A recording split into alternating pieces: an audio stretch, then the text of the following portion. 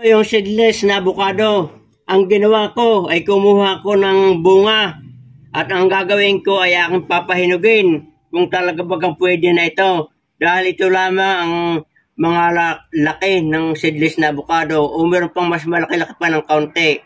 At ngayon mga kabayan ay aking itatago ng 4 na araw kung ito ay mahihinog. At kung ito ay talagang okay na ay aking puputihin na. Pagkaraan ng 4 na araw na aking pinahinog itong seedless na avocado, ay ito na mga kabayan, hinog na.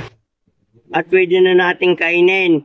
At ngayon ay akin namang susubukan. Itong isa aking kakainin. Ito ay parang saging pag ating tinatalupan. Masarap at wala na itong buto.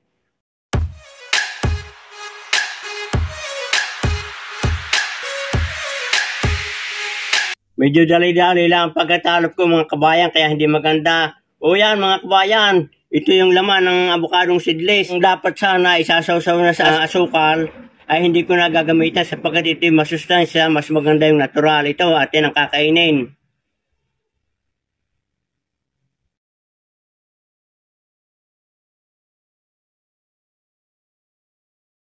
Napakasarap mga kabayan, talagang matamis. Hindi katulad ng avocadong may buto. Ito pa ang isa. At napasarap tayo. Ito, mas magandang ating pagtatalop dito. Mas magandang pagkahinog.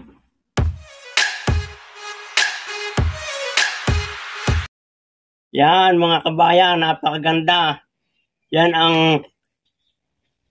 napakadaming vitamins and mineral. Ito merong anti-aging properties at napakaraming antioxidant nito. Nakakatulong sa pagpapakinis ng ating balat at nagpapalakas ng memorya. Yan mga kabayan, inyong masdan ang avocadong seedless. At ngayon naman mga kabayan, aking gagayatin para makita nyo na talaga walang buto.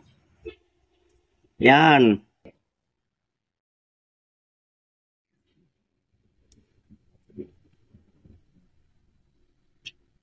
Yan, kitang-kita ninyo. Napakasarap.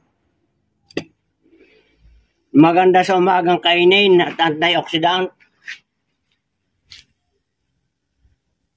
Yan mga kabayan, hanggang dito na lamang at ako lang ibinagi sa inyo itong aking tanim na avocadong seedless. Subukan ninyo kay magtanim ng ganito at napakasarap. Kahit maliit lamang pero malinamnam at matamis. Good luck and good health at sana'y nasiyahan kayo at nagustuhan nyo ang binahagi kong video ito. Magandang araw kabayan.